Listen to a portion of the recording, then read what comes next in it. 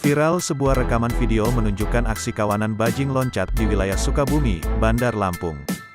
Video tersebut beredar setelah diunggah di media sosial Instagram sejak Minggu tanggal 8 Mei tahun 2022.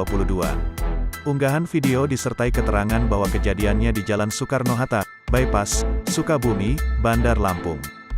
Video berdurasi 11 detik itu memperlihatkan aksi dua orang pelaku keluar dari dalam bak truk warna hijau. Sebelumnya kedua terduga pelaku tersebut lebih dahulu melempar satu buah karung dari dalam bak truk. Menanggapi video viral tersebut, Kapolsek Panjang Kompol M. Joni mengatakan akan menyelidiki terduga pelaku bajing loncat. Joni memastikan video tersebut sudah lama karena selama arus mudik dan balik lebaran personel Polsek Panjang siaga di area pelabuhan.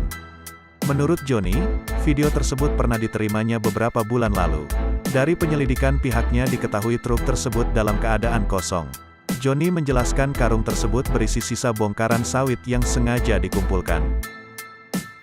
Terima kasih sudah nonton.